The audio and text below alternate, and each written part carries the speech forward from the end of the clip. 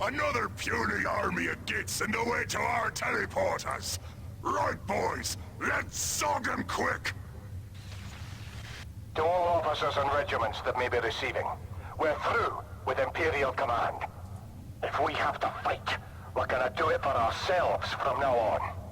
You wanna call that defection? Fine. We were dead men anyway. At least the cults promised something in return. This region is ours now.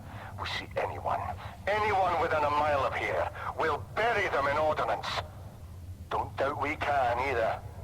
The regiment's holy armor isn't that particular about the holiness of them that drives it. And hey everybody, welcome back to Dawn of War 2 Retribution. I'm still Negaroth. I have Plank and Trambopline here with me. Hello, Plank here. I'd say good evening, but it Trambopline. doesn't really matter, because it depends on when you're going to watch this, isn't it? It does. Merry Christmas. Happy Hanukkah. Yeah, so we are now in the second mission of the Ork campaign. Kind of still a tutorial, not really... I'd say very much so a tutorial. Huh? I would say it's very much so still a tutorial, not like kind of a tutorial. This is definitely a tutorial. Well, I mean, they could have taught you everything in the first mission, but no, we're gonna teach you how to retreat.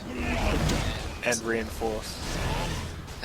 Yeah, well, thankfully, something that Retribution added in was the ability to kind of forget and just auto-reinforce, which I think we'll be seeing later on in the mission with my masterful playing abilities. I was gonna say, it's a good thing they taught you how to reinforce, otherwise you would have been screwed for this. Yeah, you could just solo this shit with your heroes. Intruders! Oh hell, we've been found. All right, you fiends. I don't care who you are. Feel the might of the Baneblade. So yeah, the first super heavy that we're going to see in the game is the IG Baneblade. It's not big enough. Well, actually, later on, you see it next to some Lehman Russ turrets, and compared to the scale of those, that thing is absolutely ridiculous. Okay, well, those orcs are just too Yeah, big you just had humongous orcs. So. Yeah, and oddly enough, for some reason, as we'll see here in just a second, this Baneblade seems to be super special because it kind of has God, what are the IG kind of long range mortar missiles? Shadow Strike? Can't get through here. Long range. They're Long range mortar missiles. Are you talking about death strikes? No. They basically look like the set of like 4 huge missiles. Manticores. Manticore, yeah, there you go.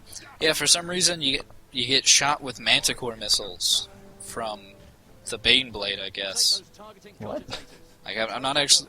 Yeah, I don't actually know what kills you there. It looks like Manticore missiles. So, I don't know, maybe that one guardsman harnessed the powers of the Highland and summoned in some, like, Manticores. And that guardsman just there saying, hey, protect those cogitators, eh? If they get blown up, these turrets will go haywire, man! And, yeah, of course, orcs in earshot, not cool. Yeah. And also, rather helpful to make sure you know these are friendly turrets is they actually change color depending on what race you're playing is. So, you know, they've gone from evil, chaos, undivided colors to friendly green. I'm pretty sure green is the international color of haywire. Yeah. Also, what's mildly confusing is that they're actually, like, there's heavy bolter turrets here, but there's also the las gun turrets. So, for some reason, there's not only like Space Marine turrets here, but just a IG turret as well. It looks like a twin link multi-laser.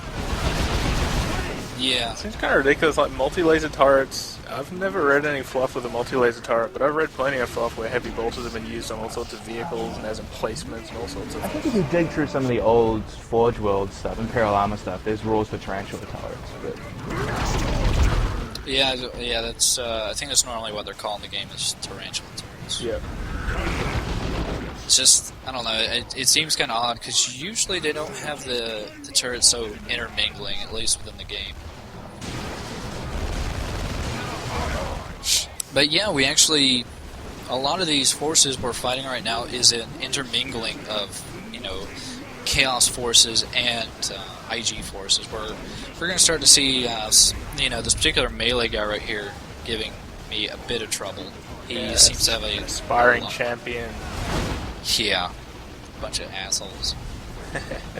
And they actually ended up shoving on helmets to the aspiring champions because they ended up looking way too close to the main hero of the Chaos campaign. So they were like, wait a minute, both these guys have like... You mean the aspiring champion hero guy? No, they put a helmet on him too. I mean, I can't remember, Eliphas? Yeah, Eliphas, yeah. Since, you know, you actually got to see his bald, ugly, scarred head, and right. the aspiring champions all had the same exact look. They were like, oh, we're going to put a helmet on this one. Because that way you can tell he's different. Well, you gotta blame the art direction of 40k for that, because honestly, everyone in 40k is a pale-looking white guy with a bald head and lots of bionics stuck on. Every Space Marine, at least. Oh, a lot of them Yeah, go then, like like- Guardsmen. Well, then they made all the assault marines, or all the assault space marines look exactly like Thaddeus, so they all had like this wonderfully flowing, thick hair, and they all look very sexy. Yeah. And then they put helmets onto them.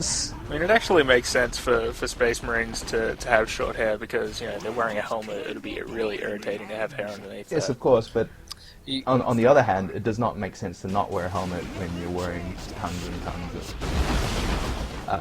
tons of armor. Well, Yeah, once you it's get- like him. I don't have a weak point, really. Let's make this a little easier for them to put one on.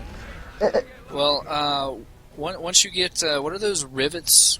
Like once you've served like 100 years or something, they like stamp a rivet into Purity your forehead. seals. No? Oh.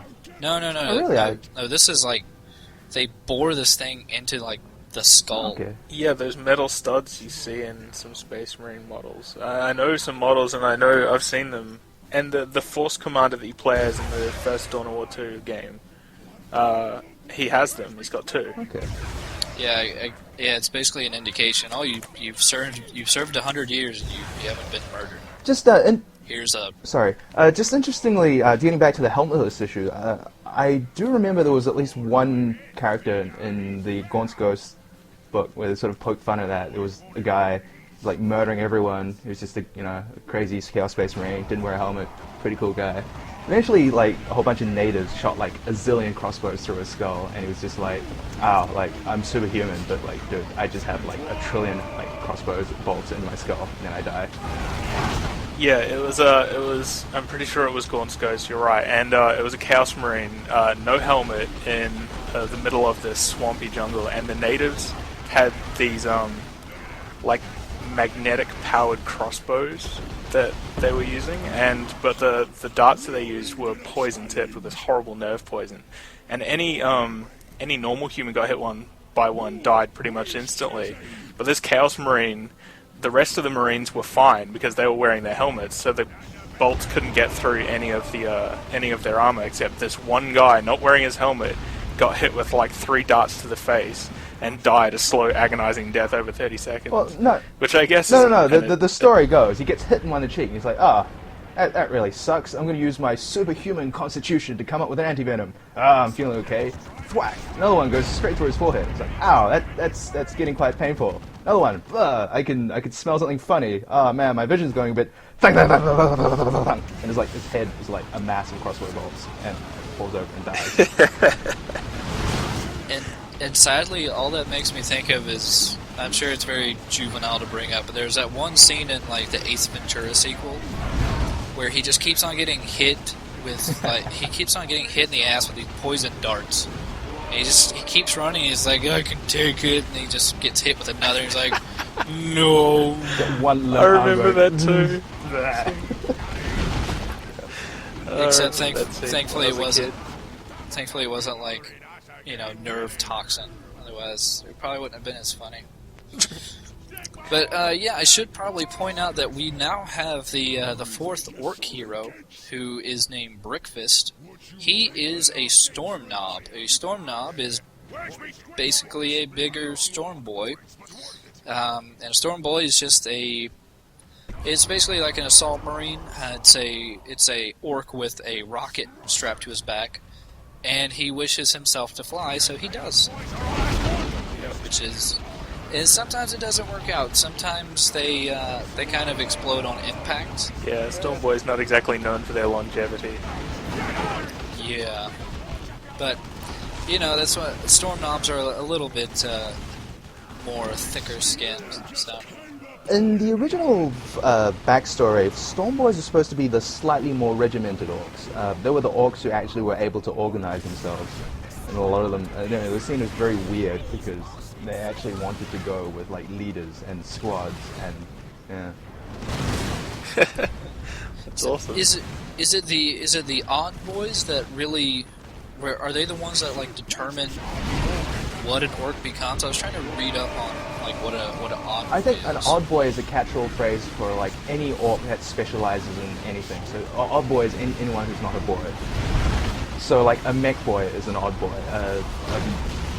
One of the a mad doctor is an odd boy, and then you got sort of the non-combat odd boys that I think have been quietly removed from the story, like the brewers and the squid herders and the Pandarians. yeah.